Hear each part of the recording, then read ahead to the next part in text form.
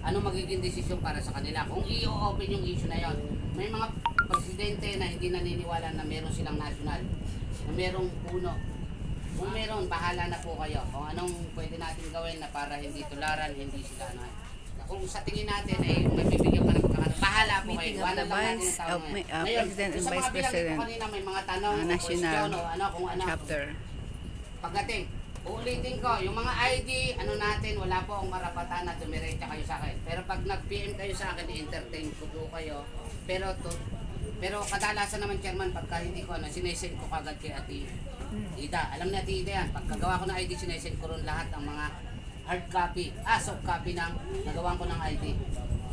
Pangalawa, ikaw na kayang masalita. Salamat! Yun lang po. Kung may mga katanungan kayo, pag niligad sa inyong mga bawat tungkulin, ibinigay ko na sa inyo, ipinasa ko sa mga GC ninyo, nasa sa inyo kung paano ninyo aralin. Basahin nyo. Para sa inyo yan. Hindi po pwedeng sasabihin kayo, ako, presidente lang ako. Basta presidente ako. Ano ba ang tungkulin mo bilang Pangulo? Basta, kung gusto nyo maging mabuting presidente, huwag nyo isipin sarili nyo. Isipin nyo muna yung nasasakupan ninyo. Lahat yan susunod at susunod sa inyo. Pag hindi, gamitin nyo na yung kamay na bakal, may batas naman eh. May post nyo, sulatan ninyo. Pag sulatan ninyo, ayaw gusto, pirma. Tapos, kaysa maging habang buhay na sakit ng ulo ninyo. Correct. Kung gusto nyo magkaroon ng habang buhay na sakit ng ulo ninyo, bahala kayo sa buhay ninyo. Basta, maging professional, maging ano kayo sa mga tao ninyo. Kung i-ano nyo sa sarili ninyo. Huwag nyo munang isipin sarili ninyo. Kapakanan muna ng nasasakupan ninyo. Maniwala kayo sa hindi. God knows.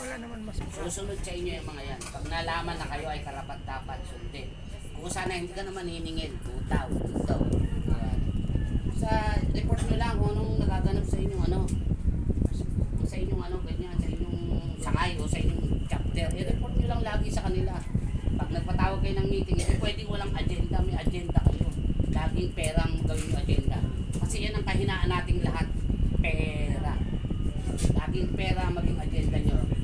Hindi ko kasi lahat yan magpupusa na yan. Hindi na kailangan manipin monthly. Yan na yan. Kung sayang bibigay ito yung Diyos ko. Maganda pa lang kinalabatan ng ano natin kasi nag-letting o nag-feeding program tayo o nag-school supply distribution tayo. Ang Pilipino matulong eh. Dahil mas sa puso ng tao ang tumulong kahit wala. Yung halimbawa yung nagbigay ka halimbawa sa isang mga palontrepy ba ang tawag doon? Palontrepy, yan yung mga tawag doon. Nag-ano sila, namimigay sila kahit wala sila.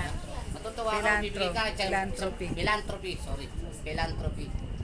Magbibigay ka, isang lapis, yun lang ang kaya mo, isang lapis, pero ang laki para sa'yo, napakalaki yun. So, gano'n ang Pilipino. Basta, tandaan nyo, muli po, Bro Batang, sasabi sa inyo ng mapagpala at mapagpalayang umaga sa ating lahat ng mga kapatid. Salamat po. Ako kayo alis na po. Maraming salamat. Yung mga IT ninyo kung sino yung namin sa akin nagsabi, uniform, sa Ate Ida lang po. Si Ate Ida lang po ang inyong pag-staff